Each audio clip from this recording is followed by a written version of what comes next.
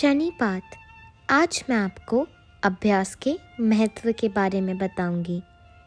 प्राचीन समय में विद्यार्थी गुरुकुल में रहकर ही पढ़ा करते थे। बच्चे को शिक्षा ग्रहण करने के लिए गुरुकुल में भेजा जाता था। बच्चे गुरु के सानिध्य में आश्रम की देखभाल किया करते थे और अध्ययन भी किया करते थे। वरदराज को भी सभी की तरह गुरुकुल भेज दिया गया। वहाँ आश्रम में अपने साथियों के साथ घुलने मिलने लगा, लेकिन वह पढ़ने में बहुत कमज़ोर था। गुरुजी की कोई भी बात उसके बहुत कम समझ में आती थी। इस कारण सभी के बीच वह उपहास का कारण बनता था।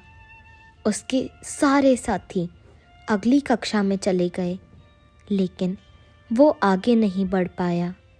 गुरुजी ने भी आखिर हार मानकर उसे बोला, बेटा वरदराज, मैंने सारे प्रयास करके देख लिए। अब यही उचित होगा कि तुम यहाँ अपना समय बर्बाद मत करो। अपने घर चले जाओ और घर वालों की काम में मदद करो। वरदराज ने भी सोचा कि शायद विद्या मेरी किस्मत में ही नहीं है, और भारी मन से गुरुकुल से घर के लिए निकल गया। दोपहर का समय था। रास्ते में उसे प्यास लगने लगी। इधर उधर देखने पर उसने पाया कि थोड़ी दूर पर कुछ महिलाएं कुएं से पानी भर रही हैं। वह कुएं के पास गया। वहाँ पत्थरों पर रस्सी के आने जाने से निशान बने हुए थे। तो उसने महिलाओं से पूछा, यह निशान आपने कैसे बनाए? तो एक महिला ने जवाब दिया, बेटे, यह निशान हमने नहीं बनाए। यह तो पानी खींचते समय इस कोमल रस्सी के बार बार आने जाने से ठोस पत्थर पर भी ऐसे निशान बन गए। वरदराज सोच में पड़ गया। उसने विचार किया कि जब एक कोमल सी रस्सी के बार बार आने जाने से एक ठोस पत्थर पर भी गहरे निशान बन सकते हैं, तो निरंतर अभ्यास से मैं विद्या ग्रहण क्यों नहीं कर सकता? वरदराज ढेर सारे उत्साह के साथ वापस गुरुकुल आया और कड़ी मेहनत की। गुरुजी ने भी खुश होकर भरपूर सहयोग दिया।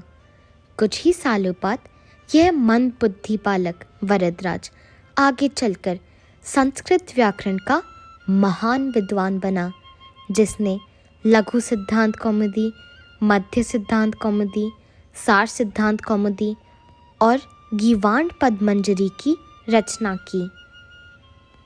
दोस्तों, अभ्यास की शक्ति का तो कहना ही क्या है। यह आपके हर सपने को पूरा करेगी। अभ्यास बहुत ज़रूरी है, चाहे वो खेल में हो या पढ़ाई में या किसी और चीज़ में। बिना अभ्यास के आप सफल नहीं हो सकते।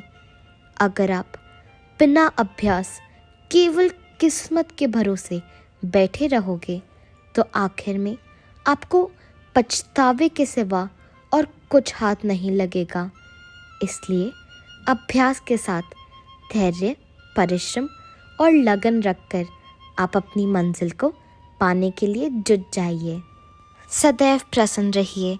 जो प्राप्त है पर्याप्त है।